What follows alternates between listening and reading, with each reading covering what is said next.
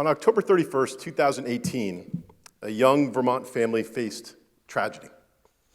At 2 o'clock in the morning, a husband rolled over and realized that his 35-year-old wife wasn't breathing. In disbelief, he shook her, but got no response. And in an instant, his world was tipped on end as he realized she was in cardiac arrest. In desperation, he picked up the phone, he dialed 911. He said, "I need help," and then he began CPR on his very own wife. Now, on that morning, 19 volunteer members from the Heinsberg Fire Department stood ready to answer the call.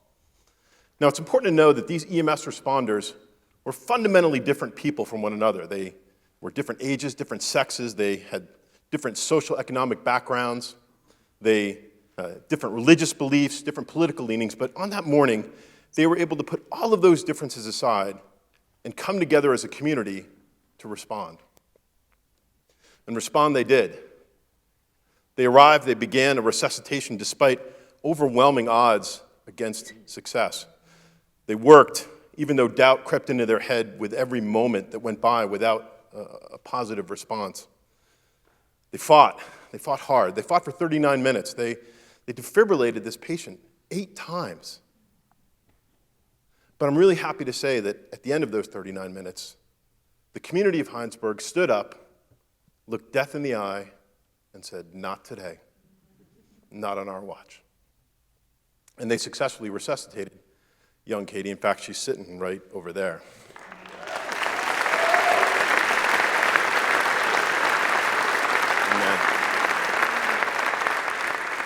Now, I've been a paramedic for 30 years, and I can tell you that there's no more potent drug, no higher high than what those 19 felt that morning.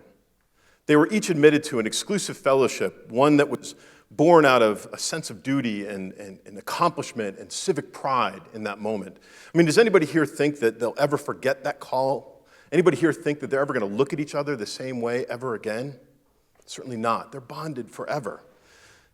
To give a desperate husband a wife back, to deliver a mom back to 2 little kids, it just doesn't get any better than that. And ladies and gentlemen, that's the fuel that powers over 1 million hours of public safety volunteerism in Vermont every single year. That's the reason they get out of bed in the middle of the night. That's the reason they slog through the snow. That's the reason that so many of them answer the call. But more important than individual accomplishment, and even more important than the fellowship they found that morning, is the victory on behalf of the community. Because on that morning, the victory was born out of core American values of volunteerism, of community service, of neighbor helping neighbor. These values have been passed down from generation to generation since the time of barn raisings and the Minutemen. And on that morning, they found those values. They found what they needed in that moment. Now, those values, those core lessons, that's what communities are made of.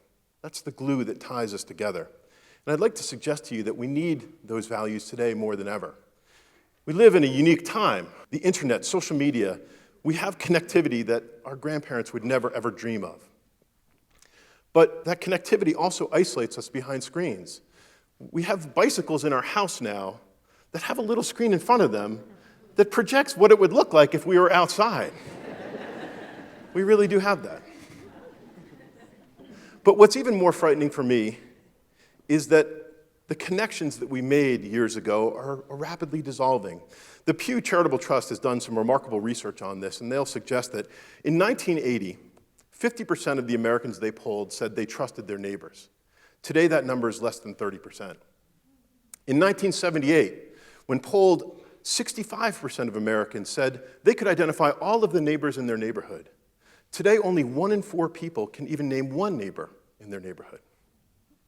And the connections that are keeping us together come at a cost, right? The isolation that's being created here has a price to it. We know that there's an ample amount of research that would demonstrate a direct correlation between connected, supported communities and well-being and happiness.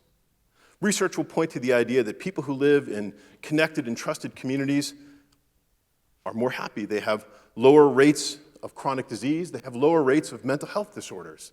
Men who live in connected communities have fewer heart attacks. Women who live in connected communities and have breast cancer have 4 times less the mortality rate than women who are isolated. But the connections to these communities are dissolving at a remarkable rate. Over the last 10 years, among all volunteer opportunities, we've seen anywhere between 5 and 10% fewer volunteers. That's everybody. And you might say to me, but Dan, that's a small rate of decline, right? 10 years, 10%, that's not that bad. But look at it through the eyes of Vermont EMS. 10% fewer volunteers is 100,000 ambulance response hours every single year.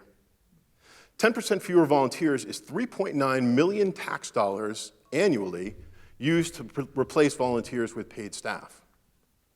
But even more powerfully, look at it through the eyes of the Hinesburg Fire Department.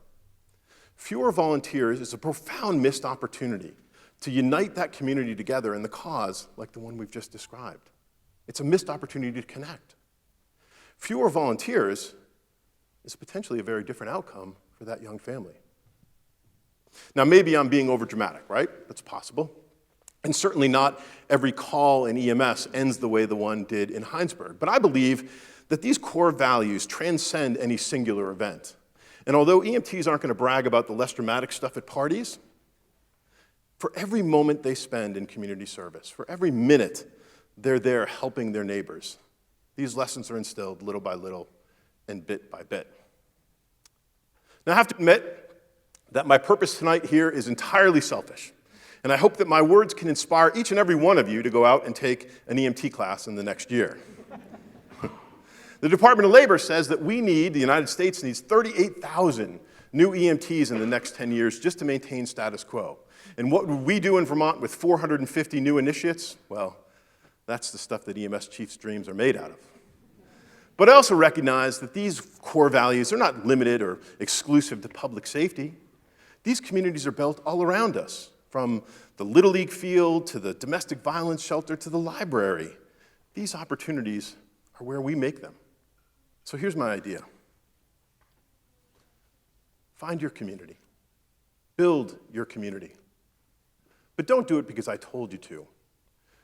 Do it because doing so is enlightened self-interest. Because building those communities elevates us all as a society. Do it because volunteerism is a precious heirloom that deserves to be passed down to the next generation. Do you know that the highest rate of decline among all volunteerism is among the age group of 20 to 24? It's our next generation. And if we're not teaching them these lessons, if we're not demonstrating to them why great societies are great, well, what can we possibly expect from our future? No, this gift is too precious to hold on to. This gift is too important not to pass it down to the next one. Now, I don't know, maybe they won't find the same satisfaction that the Hinesburg 19 did. I hope they will, and I hope you will. But as Desmond Tutu put it, it's the little bits of good put together that overwhelm the world. Thank you.